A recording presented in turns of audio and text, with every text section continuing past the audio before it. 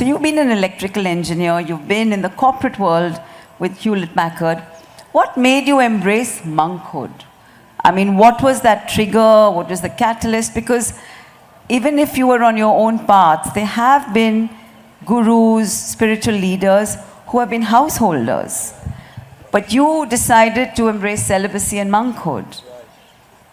Is it too personal, or can you share the journey with us? A question that I get asked everywhere I go, not personal at all, ma'am. Yeah, okay. A question I get everywhere. क्या हुआ? नौकरी नहीं मिली कि छोकरी नहीं मिली?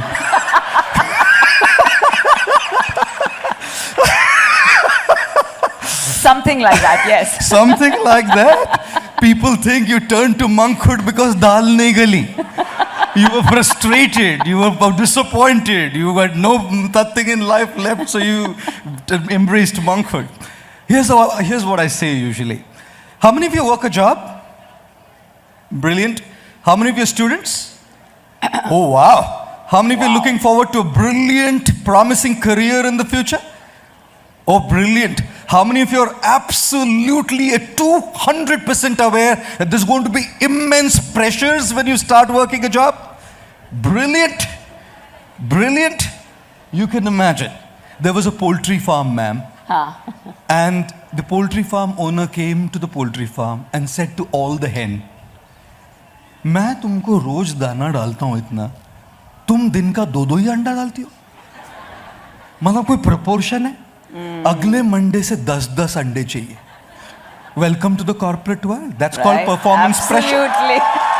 That's called performance pressure. You want hikes, you want higher ratings, anda dalo. So this next Monday, all the hen were laying 10 eggs.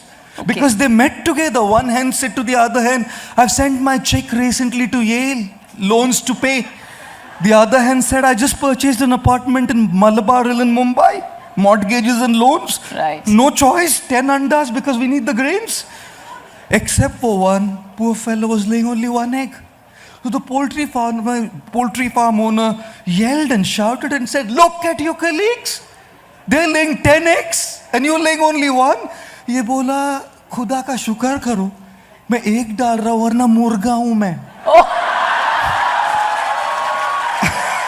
I'll tell you what. Under performance pressure, roosters have to lay eggs. Okay. And roosters have to lay egg as in they have to do what they are not cut for. Right. I travel the world and counsel corporate professionals. And the one thing I hear all the time is, we are being paid very well, but we don't feel fulfilled in what we do. Right. Is a job just meant to pay, or is a job also meant to fulfill? You're going to spend the majority of your time at work. In the morning, a couple of hours at home, in the evening, a couple of hours at home, and the rest of the day at work. If the majority of your time is going to be going at work, should you just be doing that's giving you something that's going to pay you well, or also something that's going to fulfill you?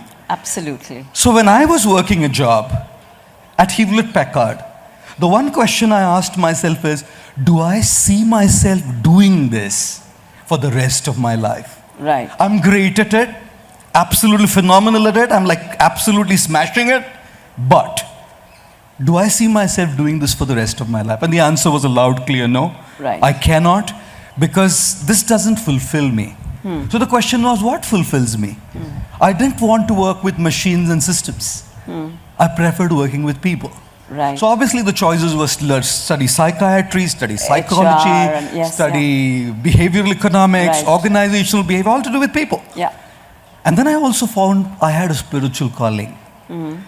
So I decided, could I find answers to the human condition in spirituality? Right. Which is when that twist came to my life that I said, okay, let me explore answers to life in spirituality where I combine my passion and my calling together. I did take an uncalculated risk. Yeah, it's like jumping off the deep end. Jumping off the fence. Yeah. Took an uncalculated risk, and youngsters who are listening to me here, please do not take uncalculated risks. Because you have real life family needs out there. Yeah. I was insane. I did it.